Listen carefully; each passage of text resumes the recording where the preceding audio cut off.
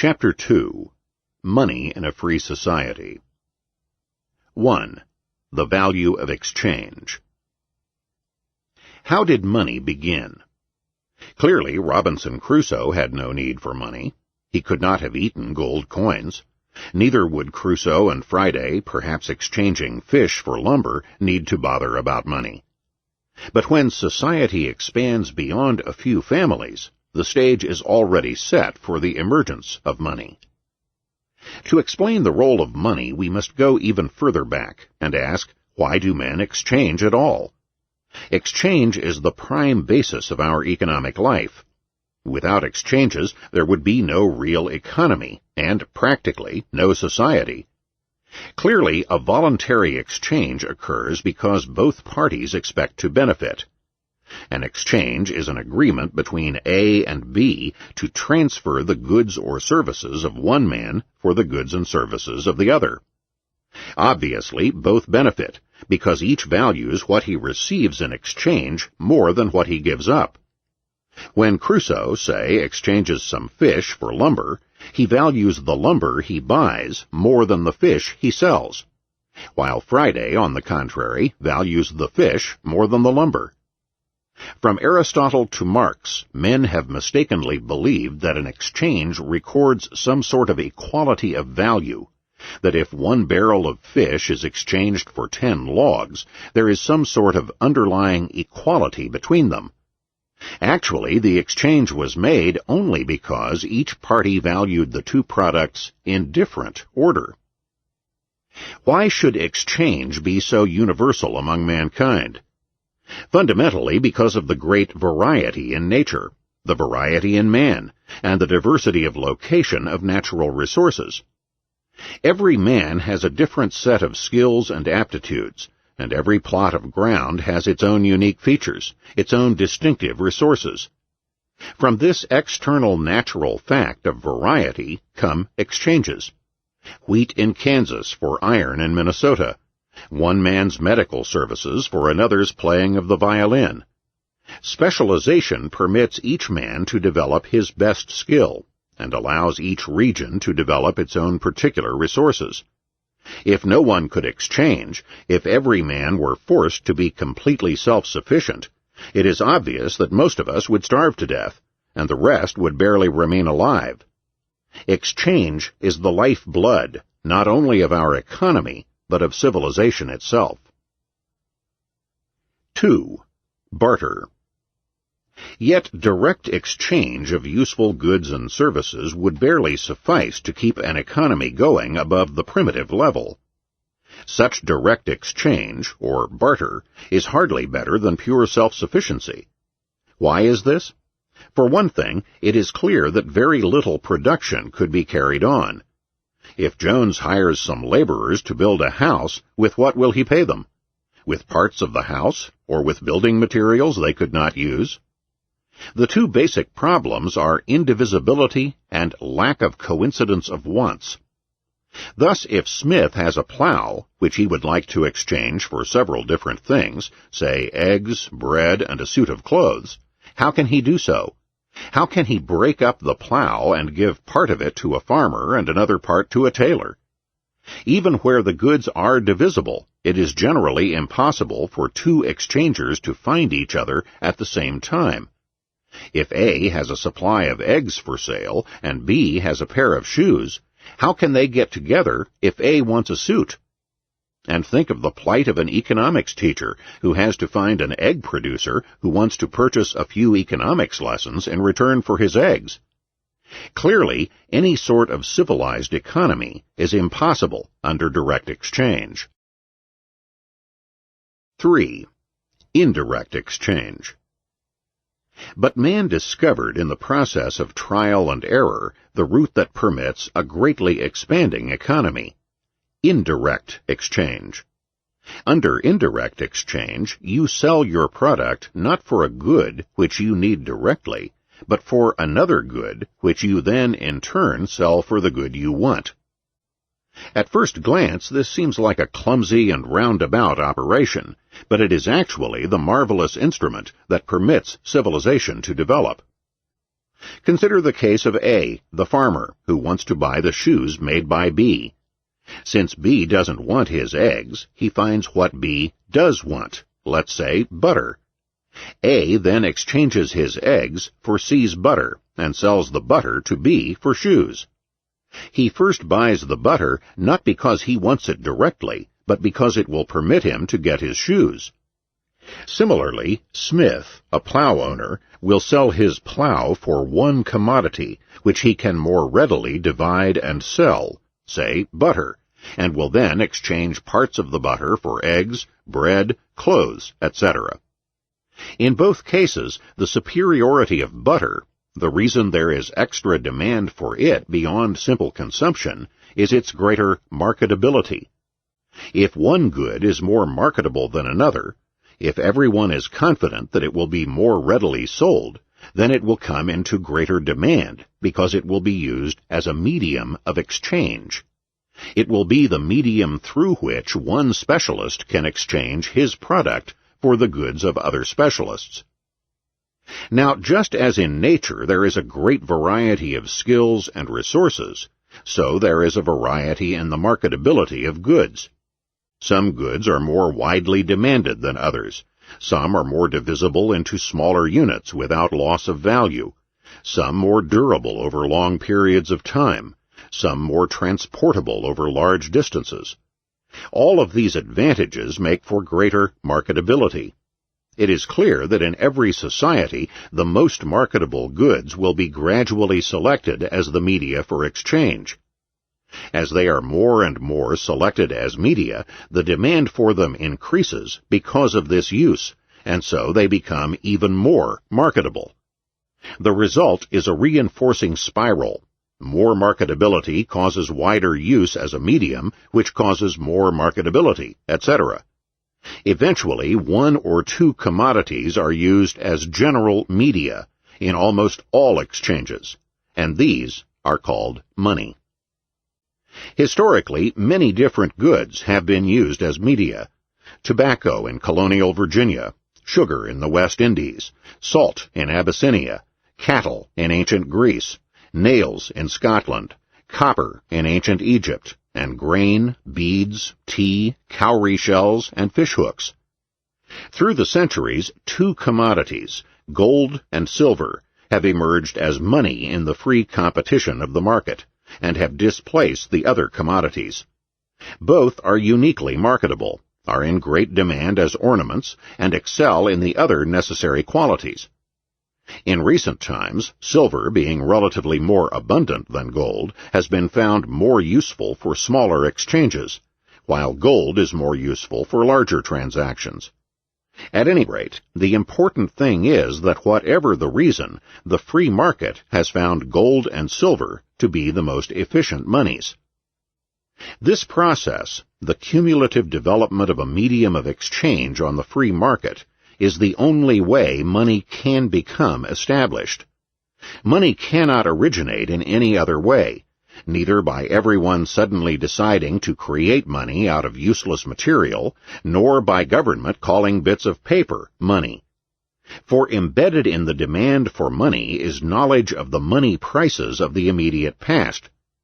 In contrast to directly used consumers' or producers' goods, money must have pre-existing prices on which to ground a demand. But the only way this can happen is by beginning with a useful commodity under barter, and then adding demand for a medium for exchange to the previous demand for direct use, that is, for ornaments in the case of gold. Thus, government is powerless to create money for the economy. It can only be developed by the processes of the free market. A most important truth about money now emerges from our discussion. Money is a commodity. Learning this simple lesson is one of the world's most important tasks. So often have people talked about money as something much more or less than this. Money is not an abstract unit of account, divorceable from a concrete good. It is not a useless token only good for exchanging. It is not a claim on society. It is not a guarantee of a fixed price level. It is simply a commodity, It differs from other commodities in being demanded mainly as a medium of exchange. But aside from this, it is a commodity, and like all commodities, it has an existing stock, it faces demands by people to buy and hold it, etc. Like all commodities, its price, in terms of other goods, is determined by the interaction of its total supply or stock and the total demand by people to buy and hold it. People buy money by selling their goods and services for it, just as they sell money when they buy goods and services. 4. Benefits of money. The emergence of money was a great boon to the human race. Without money, without a general medium of exchange, there could be no real specialization, no advancement of the economy above a bare, primitive level. With money, the problems of indivisibility and coincidence of wants that plagued the barter society all vanish. Now Jones can hire laborers and pay them in money. Smith can sell his plow in exchange for units of money. The money commodity is divisible into small units, and it is generally acceptable by all. And so, all goods and services are sold for money, and then money is used to buy other goods and services that people desire. Because of money, an elaborate structure of production can be formed, with land, labor services, and capital goods cooperating to advance production at each stage and receiving payment in money. The establishment of money conveys another great benefit. Since all exchanges are made in money, all the exchange ratios are expressed in money, and so people can now compare the market worth of each good to that of every other good. If a TV set exchanges for 3 ounces of gold, and an automobile exchanges for 60 ounces of gold, then everyone can see that one automobile is worth 20 TV sets on the market. These exchange ratios are prices, and the money commodity serves as a common denominator for all prices. Only the establishment of money prices on the market allows the development of a civilized economy, for only they permit businessmen to calculate economically. Businessmen can now judge how well they are satisfying consumer demands by seeing how the selling prices of their products compare with the prices they have to pay productive factors, their costs. Since all these prices are expressed in terms of money, the businessmen can determine whether they are making profits or losses. Such calculations guide businessmen, laborers, and landowners in their search for monetary income on the market.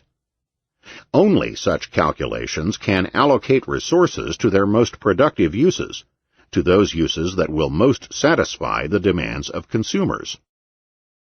Many textbooks say that money has several functions: a medium of exchange, unit of account, or measure of values, a store of value, etc. But it should be clear that all of these functions are simply corollaries of the one great function, the medium of exchange. Because gold is a general medium, it is most marketable. It can be stored to serve as a medium in the future as well as the present, and all prices are expressed in its terms. Money does not measure prices or values. It is the common denominator for their expression. In short, prices are expressed in money. They are not measured by it. Because gold is a commodity medium for all exchanges, it can serve as a unit of account for present and expected future prices. It is important to realize that money cannot be an abstract unit of account or claim, except insofar as it serves as a medium of exchange. 5. The monetary unit. Now that we have seen how money emerged and what it does, we may ask, how is the money commodity used? Specifically, what is the stock or supply of money in society, and how is it exchanged? In the first place, most tangible physical goods are traded in terms of weight. Weight is the distinctive unit of a tangible commodity, and so trading takes place in terms of units like tons, pounds, ounces, grains, grams, etc. Even those goods nominally exchanging in terms of volume, bale, bushel, etc., tacitly assume a standard weight per unit volume. Gold is no exception. Gold, like other commodities, will be traded in units of weight. One of the cardinal virtues of gold as money is its homogeneity. Unlike many other commodities, it has no differences in quality. An ounce of pure gold equals any other ounce of pure gold the world over. It is obvious that the size of the common unit chosen in trading makes no difference to the economist. One country on the metric system may prefer to figure in grams. England or America may prefer to reckon in grains or ounces. All units of weight are convertible into each other. 1 pound equals 16 ounces. 1 ounce equals 437.5 grains, or 28.35 grams, etc. Assuming gold is chosen as the money, the size of the gold unit used in reckoning is immaterial to us. Jones may sell a coat for 1 gold ounce in America or for 28.35 grams in France. Both prices are identical. All this might seem like laboring the obvious, except that a great deal of misery in the world would have been avoided if people had fully realized these simple truths. Nearly everyone, for example, thinks of money as abstract units for something or other, each cleaving uniquely to a certain country. Even when countries were on the gold standard, people thought in similar terms. American money was dollars, French was francs, German marks, etc. All these were admittedly tied to gold, but all were considered sovereign and independent, and hence it was easy for countries to go off the gold standard. Yet all of these names were simply names for units of weight of gold or silver. The British pound sterling originally signified a pound weight of silver. And what of the dollar? The dollar began as the generally applied name of an ounce weight of silver coined by a Bohemian count named Schlick in the 16th century. The Count of Schlick lived in Joachim's Valley, or Joachimsthal. The Count's coins earned a great reputation for their uniformity and fineness, and they were widely called Joachim's thalers, or, finally, thalers. The name dollar eventually emerged from thaler. On the free market, then, the various names that units may have are simply definitions of units of weight. When we were on the gold standard before 1933, people liked to say that the price of gold was fixed at $20 per ounce of gold. But this was a dangerously misleading way of looking at our money. Actually, the dollar was defined as the name for approximately 1/20th of an ounce of gold. It was therefore misleading to talk about exchange rates of one country's currency for another. The pound sterling did not really exchange for $5. Actually, the pound sterling exchanged for $4.87, but we are using $5 for greater convenience of calculation. The dollar was defined as 1/20th of a gold ounce, and the pound sterling was, at that time, defined as the name for 1/4th of a gold ounce, simply traded for 5/20ths of a gold ounce. Clearly, such exchanges and such a welter of names were confusing and misleading. How they arose is shown below in the chapter on government meddling with money. In a purely free market, gold would simply be exchanged directly as grams, grains, or ounces, and such confusing names as dollars, francs, etc. would be superfluous. Therefore, in this section, we will treat money as exchanging directly in terms of ounces or grams. Clearly, the free market will choose as the common unit whatever size of the money commodity is most convenient. If platinum were the money, it would likely be traded in terms of fractions of an ounce. If iron were used, it would be reckoned in pounds or tons. Clearly, the size makes no difference to the economist. 6. The shape of money. If the size or the name of the money unit makes little economic difference, neither does the shape of the monetary metal. Since the commodity is the money, it follows that the entire stock of the metal, so long as it is available to man, constitutes the world's stock of money. It makes no real difference what shape any of the metal is at any time. If iron is the money, then all the iron is money, whether it is in the form of bars, chunks, or embodied in specialized machinery. Iron hoes have been used extensively as money, both in Asia and Africa. Gold has been traded as money in the raw form of nuggets, as gold dust in sacks, and even as jewelry. It should not be surprising that gold or other monies can be traded in many forms, since their important feature is their weight. It is true, however, that some shapes are often more convenient than others.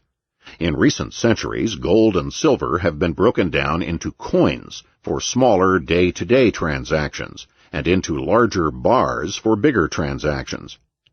Other gold is transformed into jewelry and other ornaments. Now, any kind of transformation from one shape to another costs time, effort, and other resources. Doing this work will be a business like any other, and prices for this service will be set in the usual manner. Most people agree that it is legitimate for jewelers to make ornaments out of raw gold, but they often deny that the same applies to the manufacture of coins. Yet on the free market, coinage is essentially a business like any other.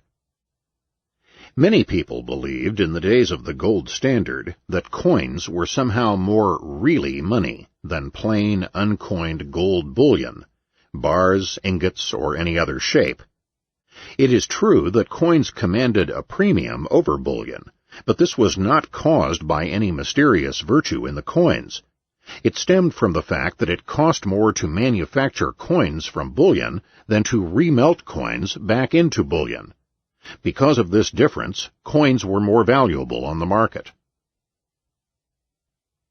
7. Private coinage. The idea of private coinage seems so strange today that it is worth examining carefully. We are used to thinking of coinage as a necessity of sovereignty. Yet after all, we are not wedded to a royal prerogative, and it is the American concept that sovereignty rests not in government, but in the people. How would private coinage work? In the same way, we have said, as any other business. Each minter would produce whatever size or shape of coin is most pleasing to his customers. The price would be set by the free competition of the market. The standard objection is that it would be too much trouble to weigh or assay bits of gold at every transaction. But what is there to prevent private minters from stamping the coin and guaranteeing its weight and fineness? Private minters can guarantee a coin at least as well as a government mint. Abraded bits of metal would not be accepted as coin. People would use the coins of those minters with the best reputation for good quality of product. We have seen that this is precisely how the dollar became prominent, as a competitive silver coin. Opponents of private coinage charge that fraud would run rampant, yet these same opponents would trust government to provide the coinage. But if government is to be trusted at all, then surely, with private coinage, government could at least be trusted to prevent or punish fraud. It is usually assumed that the prevention or punishment of fraud, theft, or other crimes is the real justification for government. But if government cannot apprehend the criminal when private coinage is relied upon, what hope is there for a reliable coinage when the integrity of the private marketplace operators is discarded in favor of a government monopoly of coinage?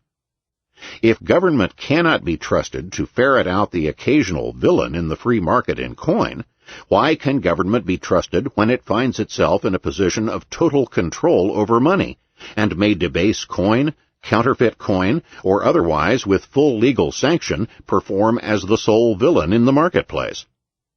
It is surely folly to say that government must socialize all property in order to prevent anyone from stealing property, yet the reasoning behind abolition of private coinage is the same. Moreover, All modern business is built on guarantees of standards. The drugstore sells an 8-ounce bottle of medicine. The meat packer sells a pound of beef. The buyer expects these guarantees to be accurate, and they are. And think of the thousands upon thousands of specialized vital industrial products that must meet very narrow standards and specifications. The buyer of a half-inch bolt must get a half-inch bolt, and not a mere 3/8 inch. Yet business has not broken down. Few people suggest that the government must nationalize the machine tool industry as part of its job of defending standards against fraud. The modern market economy contains an infinite number of intricate exchanges, most depending on definite standards of quantity and quality. But fraud is at a minimum, and that minimum, at least in theory, may be prosecuted. So it would be if there were private coinage. We can be sure that a minter's customers and his competitors would be keenly alert to any possible fraud in the weight or fineness of his coins. Champions of the government's coinage monopoly have claimed that money is different from all other commodities, because Gresham's law proves that bad money drives out good from circulation. Hence, the free market cannot be trusted to serve the public in supplying good money. But this formulation rests on a misinterpretation of Gresham's famous law. The law really says that money overvalued artificially by government will drive out of circulation artificially undervalued money. Suppose, for example, there are 1-ounce gold coins in circulation. After a few years of wear and tear, let us say that some coins weigh only 0.9 ounces.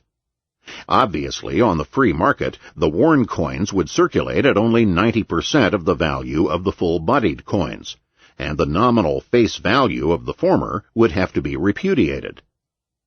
To meet the problem of wear and tear, private coiners might either set a time limit on their stamped guarantees of weight, or agree to recoin anew either at the original or at the lower weight.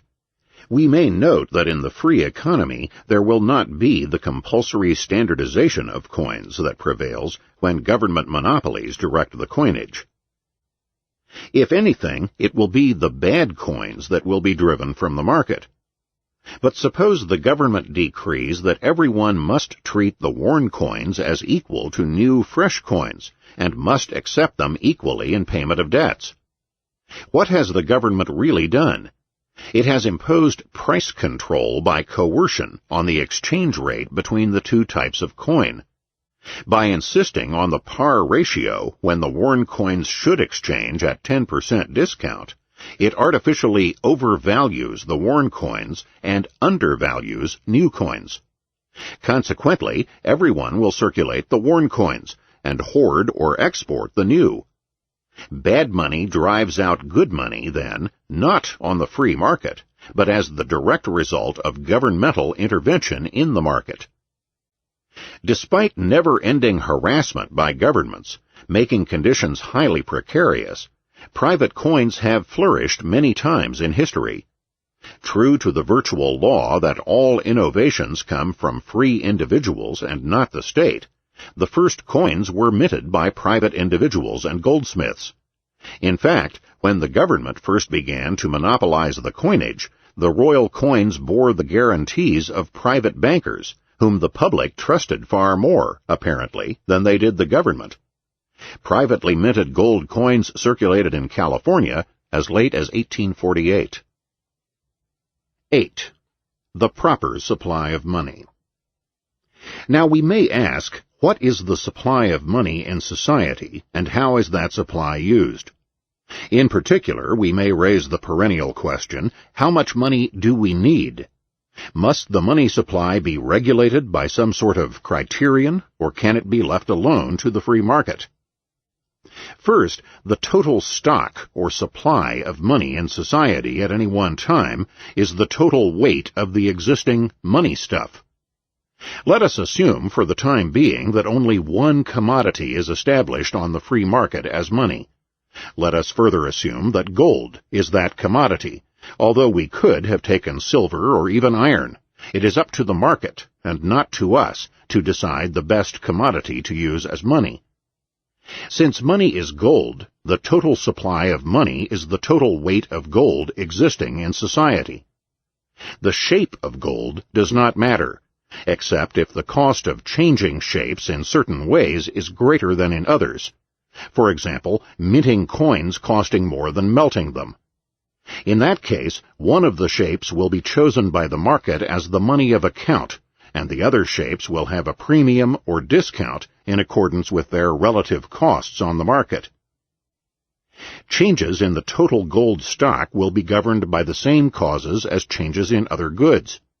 Increases will stem from greater production from mines, decreases from being used up in wear and tear in industry, etc.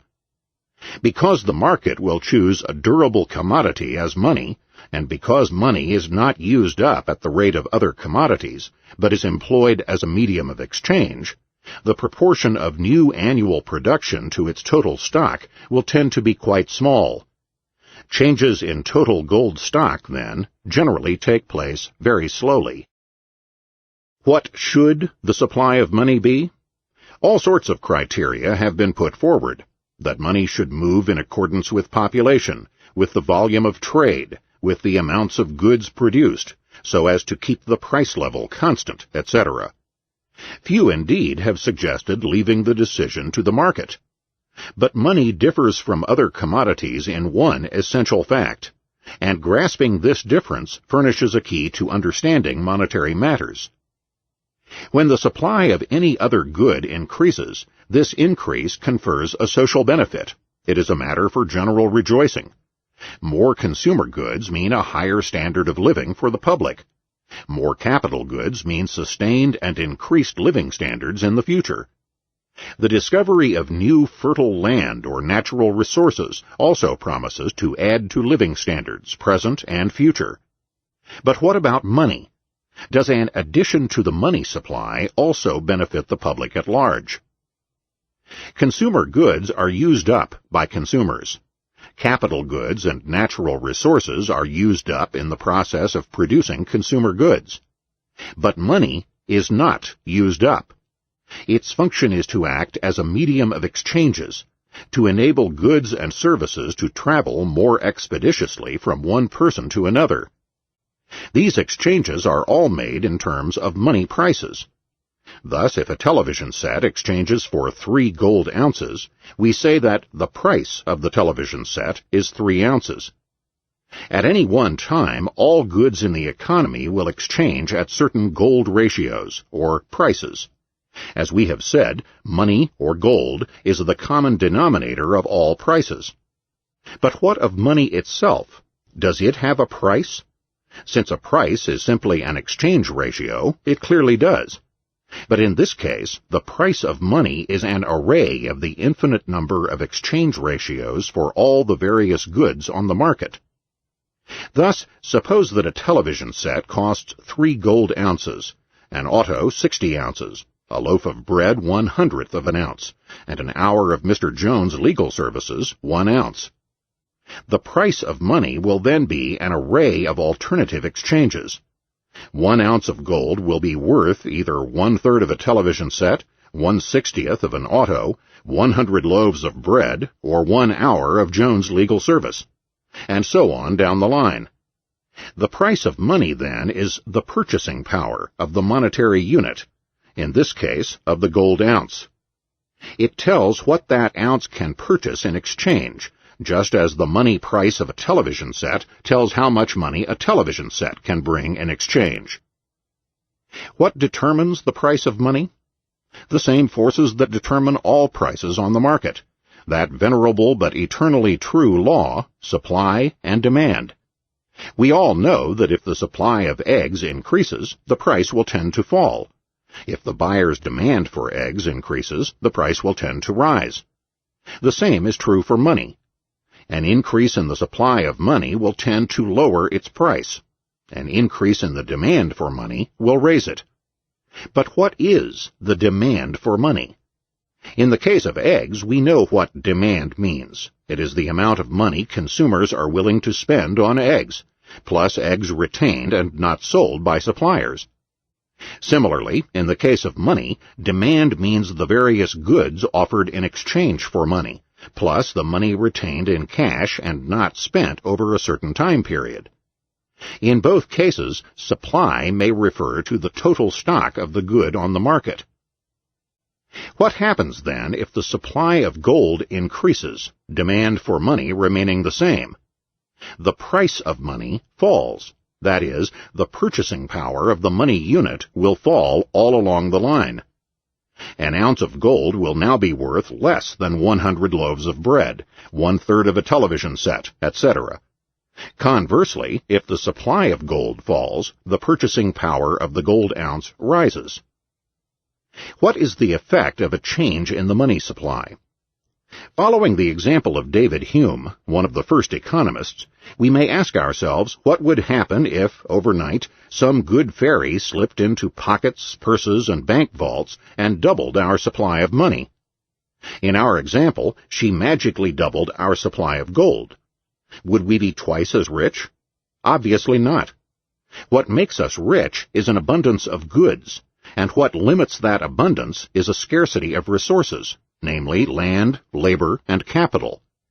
Multiplying coin will not whisk these resources into being. We may feel twice as rich for the moment, but clearly all we are doing is diluting the money supply. As the public rushes out to spend its newfound wealth, prices will, very roughly, double, or at least rise until the demand is satisfied, and money no longer bids against itself for the existing goods. Thus we see that while an increase in the money supply, like an increase in the supply of any good, lowers its price, the change does not, unlike other goods, confer a social benefit. The public at large is not made richer. Whereas new consumer or capital goods add to standards of living, new money only raises prices, that is, dilutes its own purchasing power. The reason for this puzzle is that money is only useful for its exchange value. Other goods have various real utilities, so that an increase in their supply satisfies more consumer wants. Money has utility only for prospective exchange. Its utility lies in its exchange value, or purchasing power. Our law that an increase in money does not confer a social benefit stems from its unique use as a medium of exchange. An increase in the money supply, then, only dilutes the effectiveness of each gold ounce. On the other hand, a fall in the supply of money raises the power of each gold ounce to do its work. We come to the startling truth that it doesn't matter what the supply of money is. Any supply will do as well as any other supply. The free market will simply adjust by changing the purchasing power or effectiveness of the gold unit. There is no need to tamper with the market in order to alter the money supply that it determines. At this point, the monetary planner might object, all right, granting that it is pointless to increase the money supply, isn't gold mining a waste of resources? Shouldn't the government keep the money supply constant and prohibit new mining? This argument might be plausible to those who hold no principled objections to government meddling, though it would not convince the determined advocate of liberty. But the objection overlooks an important point, that gold is not only money, but is also, inevitably, a commodity. An increased supply of gold may not confer any monetary benefit, but it does confer a non-monetary benefit. That is, it does increase the supply of gold used in consumption, ornaments, dental work, and the like, and in production, industrial work. Gold mining, therefore, is not a social waste at all. We conclude, therefore, that determining the supply of money, like all other goods, is best left to the free market. Aside from the general moral and economic advantages of freedom over coercion, no dictated quantity of money will do the work better, and the free market will set the production of gold in accordance with its relative ability to satisfy the needs of consumers, as compared with all other productive goods. Gold mining is, of course, no more profitable than any other business. In the long run, its rate of return will be equal to the net rate of return in any other industry. 9. The problem of hoarding. The critic of monetary freedom is not so easily silenced, however. There is in particular the ancient bugbear of hoarding. The image is conjured up of the selfish old miser who, perhaps irrationally, perhaps from evil motives, hoards up gold unused in his cellar or treasure trove, thereby stopping the flow of circulation and trade, causing depressions and other problems. Is hoarding really a menace? In the first place, what has simply happened is an increased demand for money on the part of the miser. As a result, prices of goods fall, and the purchasing power of the gold ounce rises. There has been no loss to society, which simply carries on with a lower active supply of more powerful gold ounces. Even in the worst possible view of the matter, then, nothing has gone wrong, and monetary freedom creates no difficulties. But there is more to the problem than that, for it is by no means irrational for people to desire more or less money in their cash balances. Let us at this point study cash balances further. Why do people keep any cash balances at all? Suppose that all of us were able to foretell the future with absolute certainty. In that case, no one would have to keep cash balances on hand. Everyone would know exactly how much he will spend and how much income he will receive at all future dates. He need not keep any money at hand, but will lend out his gold so as to receive his payments in the needed amounts on the very days he makes his expenditures. But of course, we necessarily live in a world of uncertainty. People do not precisely know what will happen to them or what their future incomes or costs will be. The more uncertain and fearful they are, the more cash balances they will want to hold. The more secure, the less cash they will wish to keep on hand. Another reason for keeping cash is also a function of the real world of uncertainty. If people expect the price of money to fall in the near future, they will spend their money now while money is more valuable, thus dishoarding and reducing their demand for money. Conversely, if they expect the price of money to rise, they will wait to spend money later when it is more valuable, and their demand for cash will increase. People's demands for cash balances, then, rise and fall for good and sound reasons. Economists err if they believe something is wrong when money is not in constant, active circulation. Money is only useful for exchange value, true, but it is not only useful at the actual moment of exchange. This truth has been often overlooked. Money is just as useful when lying idle in somebody's cash balance, even in a miser's hoard. At what point does a man's cash balance become a faintly disreputable hoard, or the prudent man a miser? It is impossible to fix any definite criterion. Generally, the charge of hoarding means that A is keeping more cash than B thinks is appropriate for A. For that money is being held now in wait for possible future exchange. It supplies to its owner, right now, the usefulness of permitting exchanges at any time, present or future, the owner might desire. It should be remembered that all gold must be owned by someone, and therefore that all gold must be held in people's cash balances. If there are 3,000 tons of gold in society, all 3,000 tons must be owned and held at any one time in the cash balances of individual people. The total sum of cash balances is always identical with the total supply of money in the society. Thus, ironically, if it were not for the uncertainty of the real world, there could be no monetary system at all.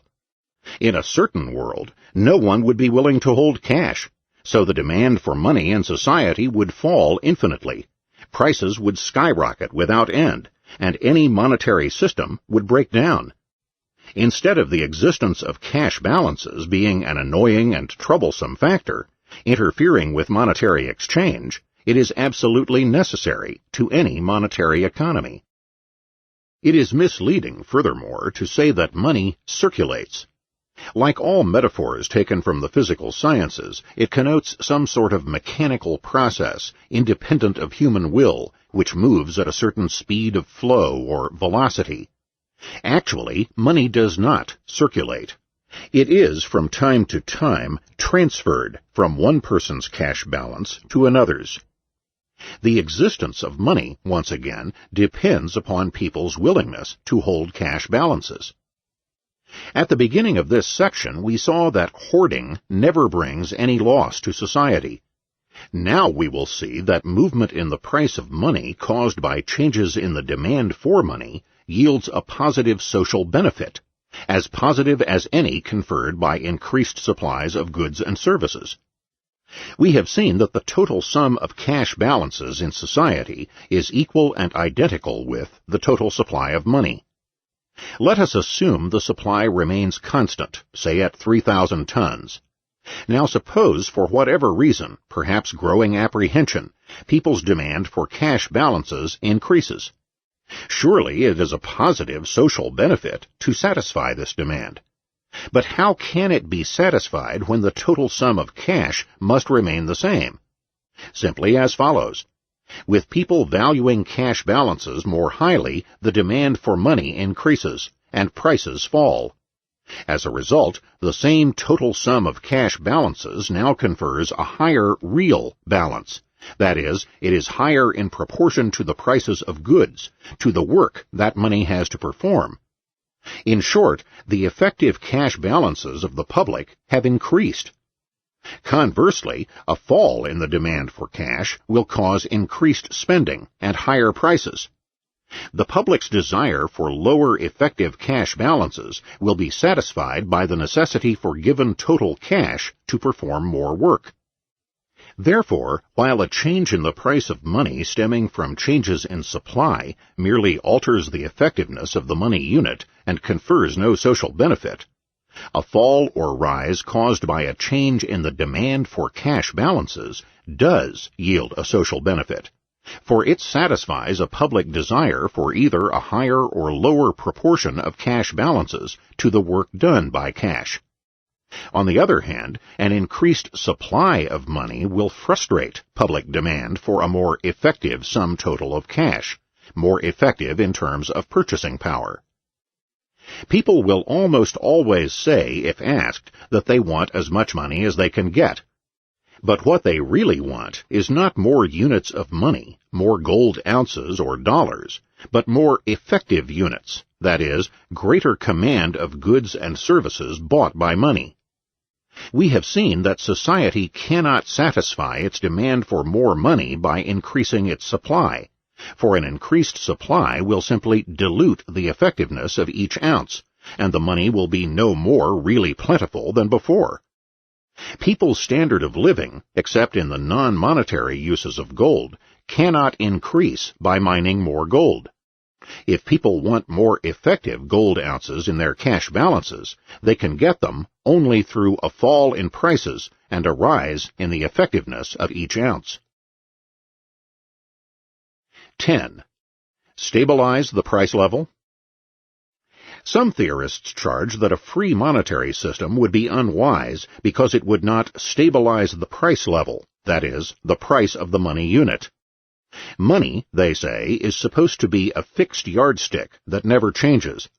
Therefore, its value or purchasing power should be stabilized. Since the price of money would admittedly fluctuate on the free market, freedom must be overruled by government management to ensure stability. How the government would go about this is unimportant at this point.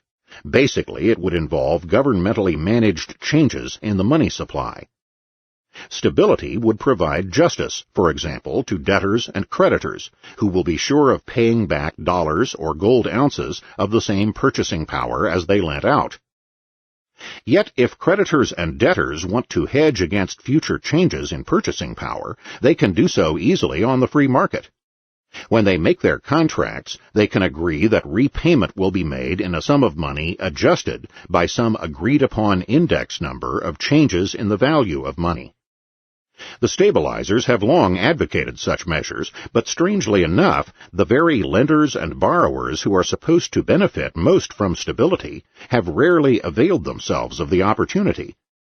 Must the government then force certain benefits on people who have already freely rejected them? Apparently, businessmen would rather take their chances in this world of irremediable uncertainty on their ability to anticipate the conditions of the market.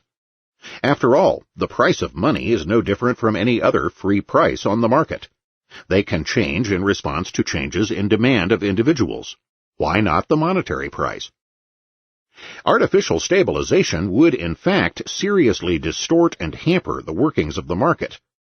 As we have indicated, people would be unavoidably frustrated in their desires to alter their real proportion of cash balances.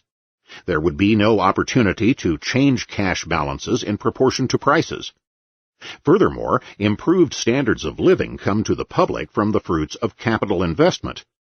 Increased productivity tends to lower prices and costs, and thereby distribute the fruits of free enterprise to all the public, raising the standard of living of all consumers. Forcible propping up of the price level prevents this spread of higher living standards. Money, in short, is not a fixed yardstick. It is a commodity serving as a medium for exchanges. Flexibility in its value in response to consumer demands is just as important and just as beneficial as any other free pricing on the market. 11. Coexisting monies. So far, we have obtained the following picture of money in a purely free economy. Gold or silver coming to be used as a medium of exchange. Gold minted by competitive private firms, circulating by weight. Prices fluctuating freely on the market in response to consumer demands and supplies of productive resources. Freedom of prices necessarily implies freedom of movement for the purchasing power of the money unit. It would be impossible to use force and interfere with movements in the value of money without simultaneously crippling freedom of prices for all goods. The resulting free economy would not be chaotic. On the contrary, the economy would move swiftly and efficiently to supply the wants of consumers. The money market can also be free. Thus far, we have simplified the problem by assuming only one monetary metal, say gold. Suppose that two or more monies continue to circulate on the world market, say gold and silver. Possibly gold will be the money in one area and silver in another, or else they both may circulate side by side. Gold, for example, being ounce for ounce more valuable on the market than silver, may be used for larger transactions and silver for smaller. Would not two monies be impossibly chaotic? Wouldn't the government have to step in and impose a fixed ration between the two, bimetallism, or in some way demonetize one or the other metal, impose a single standard? It is very possible that the market, given free rein, might eventually establish one single metal as money. But in recent centuries, silver stubbornly remained to challenge gold. It is not necessary, however, for the government to step in and save the market from its own folly in maintaining two monies. Silver remained in circulation precisely because it was convenient, for small change, for example. Silver and gold could easily circulate side by side, and have done so in the past. The relative supplies of and demands for the two metals will determine the exchange rate between the two, and this rate, like any other price, will continually fluctuate in response to these changing forces. At one time, for example, silver and gold ounces might exchange at 16 to 1, another time at 15 to 1, etc. Which metal will serve as a unit of account depends on the concrete circumstances of the market. If gold is the money of account, then most transactions will be reckoned in gold ounces, and silver ounces will exchange at a freely fluctuating price in terms of the gold.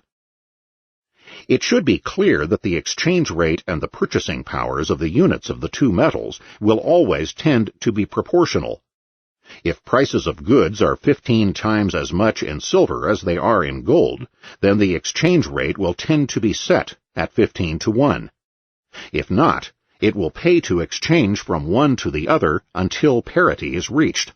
Thus, if prices are 15 times as much in terms of silver as gold, while silver to gold is 20 to 1, people will rush to sell their goods for gold, buy silver, and then rebuy the goods with silver, reaping a handsome gain in the process.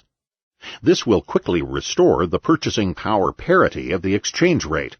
As gold gets cheaper in terms of silver, silver prices of goods go up, and gold prices of goods go down. The free market, in short, is eminently orderly, not only when money is free, but even when there is more than one money circulating. What kind of standard will a free money provide? The important thing is that the standard not be imposed by government decree. If left to itself, the market may establish gold as a single money, gold standard, silver as a single money, silver standard, or perhaps most likely both as monies with freely fluctuating exchange rates, parallel standards.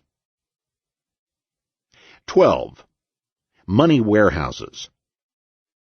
Suppose then that the free market has established gold as money, forgetting again about silver for the sake of simplicity.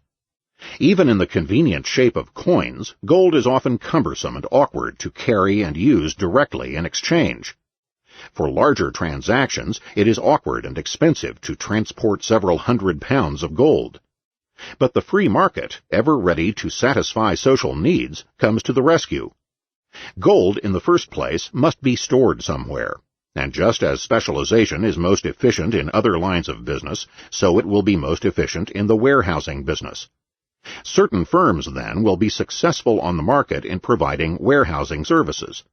Some will be gold warehouses and will store gold for its myriad owners. As in the case of all warehouses, the owner's right to the stored goods is established by a warehouse receipt, which he receives in exchange for storing the goods. The receipt entitles the owner to claim his goods at any time he desires. This warehouse will earn profit no differently from any other, that is, by charging a price for its storage services. There is every reason to believe that gold warehouses, or money warehouses, will flourish on the free market in the same way that other warehouses will prosper. In fact, warehousing plays an even more important role in the case of money. For all other goods pass into consumption, and so must leave the warehouse after a while to be used up in production or consumption.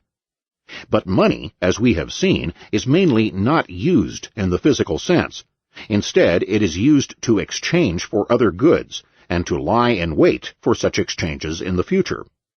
In short, money is not so much used up as simply transferred from one person to another.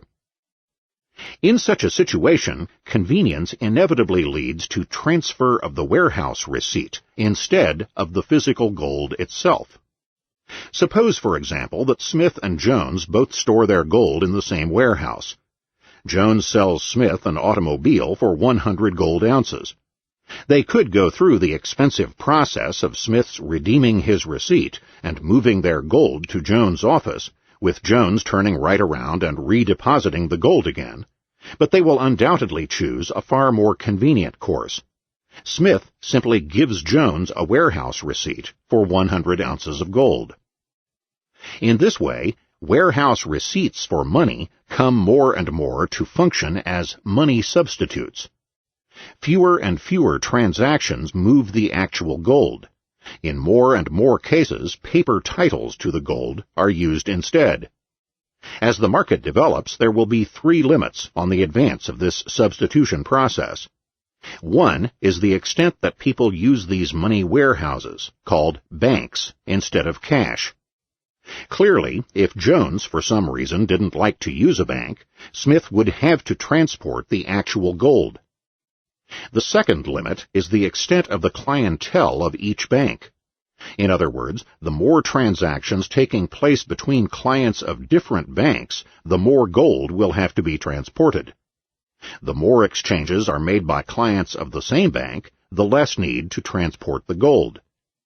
If Jones and Smith were clients of different warehouses, Smith's bank, or Smith himself, would have to transport the gold to Jones' bank. Third, the clientele must have confidence in the trustworthiness of their banks.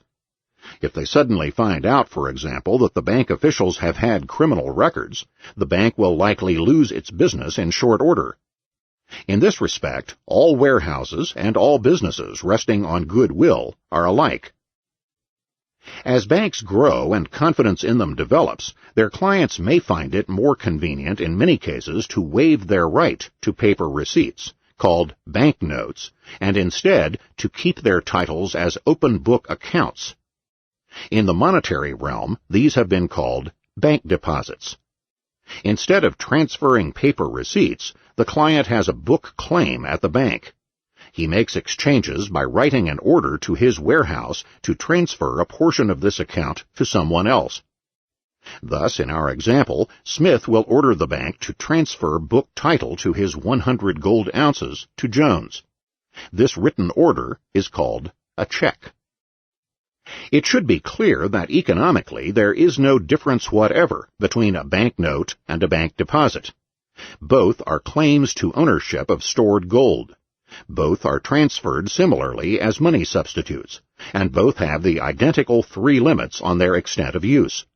The client can choose, according to his convenience, whether he wishes to keep his title in note or deposit form. A third form of money substitute will be token coins for very small change. These are, in effect, equivalent to banknotes, but printed on base metal rather than on paper. Now, what has happened to their money supply as a result of all these operations? If paper notes or bank deposits are used as money substitutes, does this mean that the effective money supply in the economy has increased, even though the stock of gold has remained the same? Certainly not. For the money substitutes are simply warehouse receipts for actually deposited gold. If Jones deposits 100 ounces of gold in his warehouse and gets a receipt for it, the receipt can be used on the market as money, but only as a convenient stand-in for the gold, not as an increment.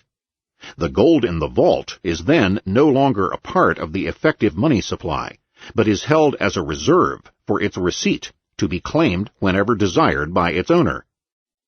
An increase or decrease in the use of substitutes, then, exerts no change on the money supply. Only the form of the supply is changed, not the total. Thus, the money supply of a community may begin as 10 million gold ounces. Then 6 million may be deposited in banks in return for gold notes, whereupon the effective supply will now be 4 million ounces of gold, 6 million ounces of gold claims in paper notes. The total money supply has remained the same. Curiously, many people have argued that it would be impossible for banks to make money if they were to operate on this 100% reserve basis, gold always represented by its receipt. Yet there is no real problem, any more than for any warehouse. Almost all warehouses keep all the goods for their owners, 100% reserve, as a matter of course. In fact, it would be considered fraud or theft to do otherwise.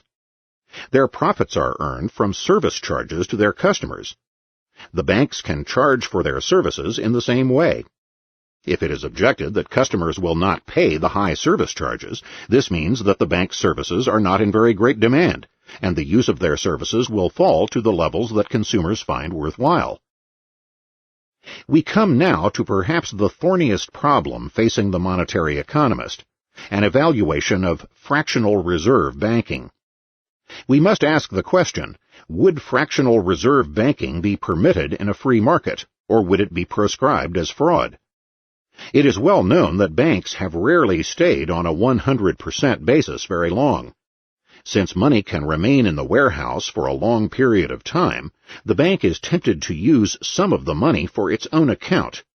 Tempted also because people do not ordinarily care whether the gold coins they receive back from the warehouse are the identical gold coins they deposited. The bank is tempted then to use other people's money to earn a profit for itself. If the banks lend out the gold directly, the receipts, of course, are now partially invalidated. There are now some receipts with no gold behind them. In short, the bank is effectively insolvent, since it cannot possibly meet its own obligations if called upon to do so, It cannot possibly hand over its customers' property, should they all so desire. Generally, banks, instead of taking the gold directly, print uncovered or pseudo-warehouse receipts, that is, warehouse receipts for gold that is not and cannot be there. These are then loaned at a profit. Clearly, the economic effect is the same. More warehouse receipts are printed than gold exists in the vaults. What the bank has done is to issue gold warehouse receipts which represent nothing, but are supposed to represent 100% of their face value in gold. The pseudo-receipts pour forth on the trusting market in the same way as the true receipts, and thus add to the effective money supply of the country. In the above example, if the banks now issue 2 million ounces of false receipts with no gold behind them, the money supply of the country will rise from 10 to 12 million gold ounces, at least until the hocus-pocus has been discovered and corrected. There are now, in addition to 4 million ounces of gold held by the public, 8 million ounces of money substitutes, only 6 million of which are covered by gold. Issue of pseudo-receipts, like counterfeiting of coin, is an example of inflation, which will be studied further below. Inflation may be defined as any increase in the economy's supply of money not consisting of an increase in the stock of the money metal. Fractional reserve banks, therefore, are inherently inflationary institutions. Defenders of banks reply as follows. The banks are simply functioning like other businesses. They take risks. Admittedly, if all the depositors presented their claims, the banks would be bankrupt, since outstanding receipts exceed gold in their vaults. But banks simply take the chance, usually justified, that not everyone will ask for his gold. The great difference, however, between the fractional reserve bank and all other businesses is this.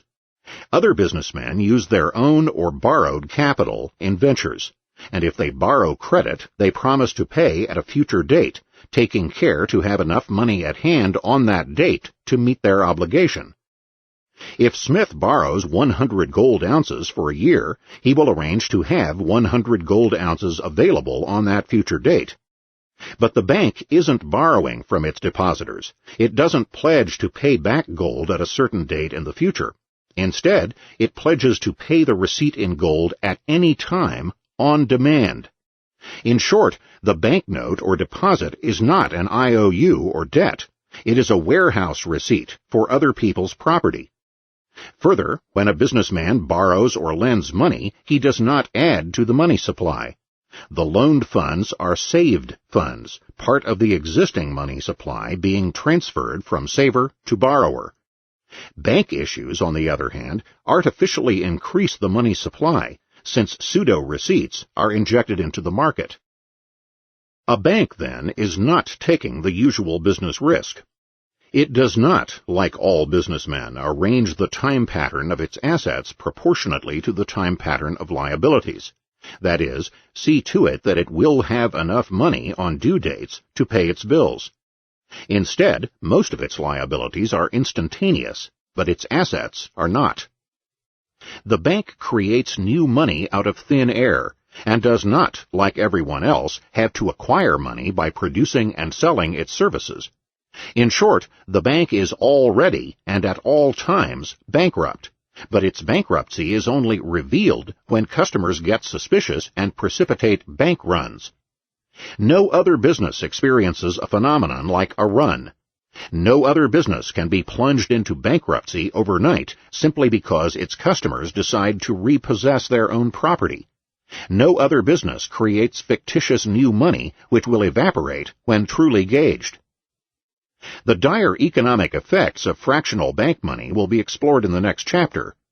Here we conclude that morally, such banking would have no more right to exist in a truly free market than any other form of implicit theft. It is true that the note or deposit does not actually say on its face that the warehouse guarantees to keep a full backing of gold on hand at all times. But the bank does promise to redeem on demand, and so when it issues any fake receipts, it is already committing fraud, since it immediately becomes impossible for the bank to keep its pledge and redeem all of its notes and deposits.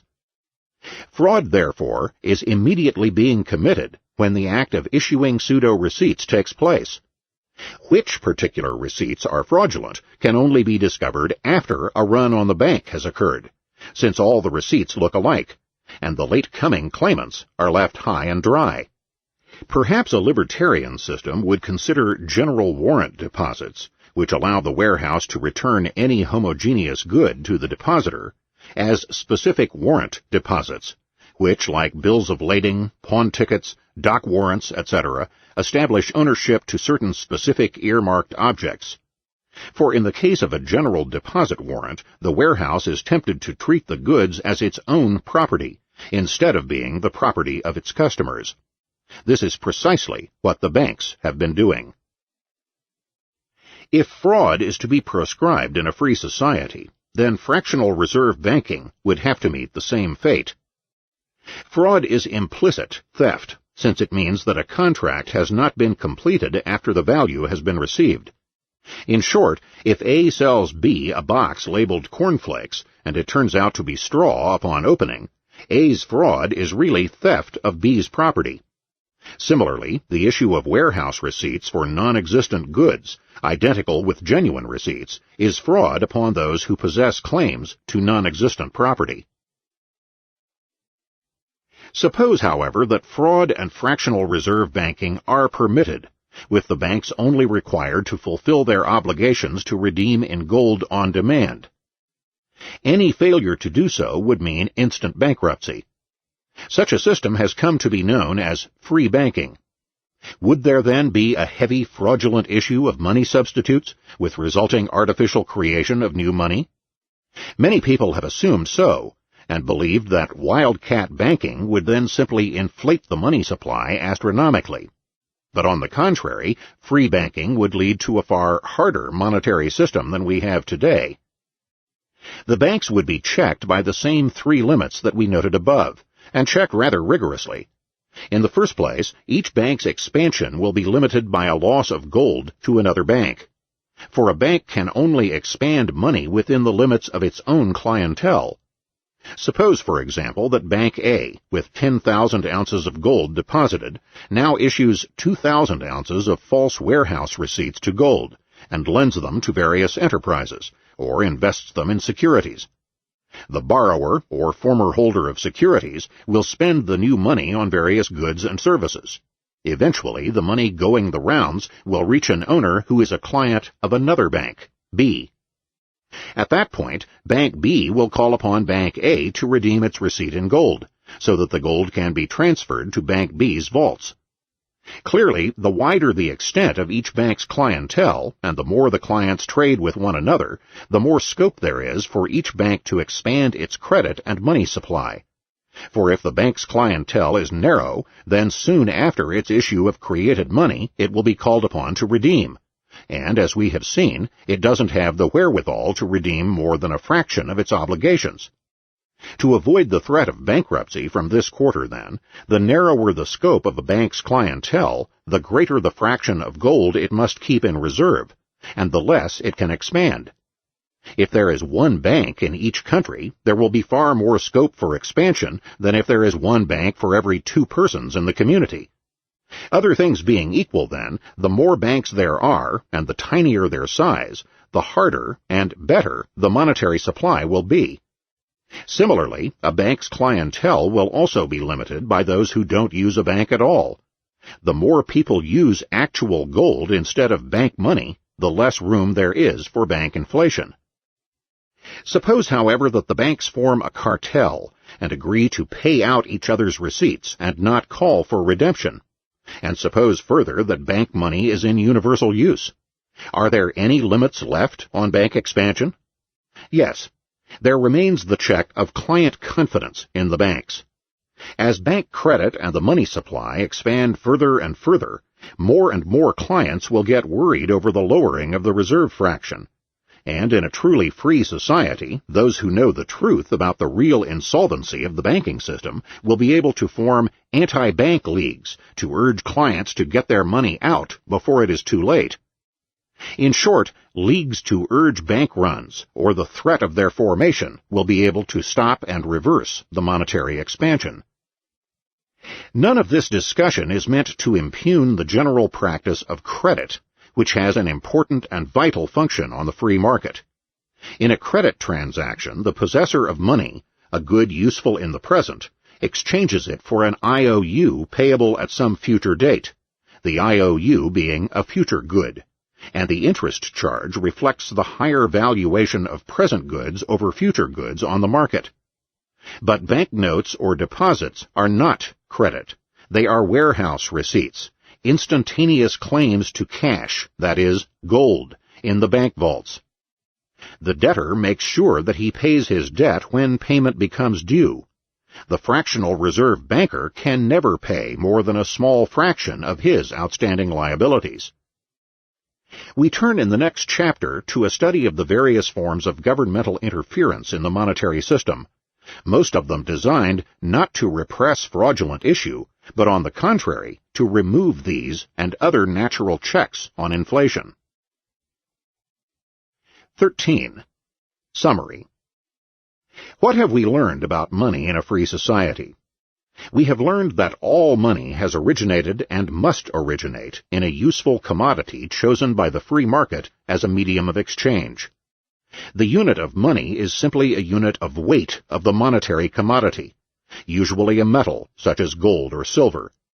Under freedom, the commodities chosen as money, their shape and form, are left to the voluntary decisions of free individuals. Private coinage, therefore, is just as legitimate and worthwhile as any business activity. The price of money is its purchasing power in terms of all goods in the economy, and this is determined by its supply and by every individual's demand for money. Any attempt by government to fix the price will interfere with the satisfaction of people's demands for money. If people find it more convenient to use more than one metal as money, the exchange rate between them on the market will be determined by the relative demands and supplies and will tend to equal the ratios of their respective purchasing power. Once there is enough supply of a metal to permit the market to choose it as money, no increase in supply can improve its monetary function. An increase in money supply will then merely dilute the effectiveness of each ounce of money without helping the economy.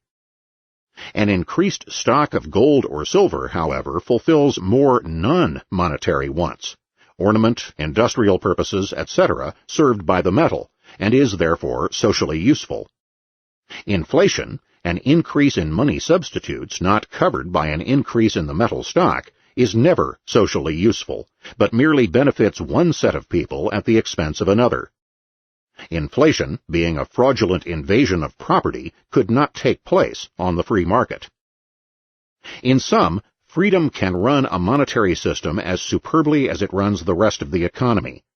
Contrary to many writers, there is nothing special about money that requires extensive governmental dictation. Here, too, free men will best and most smoothly supply all their economic wants. For money, as for all other activities of man, liberty is the mother, not the daughter, of order.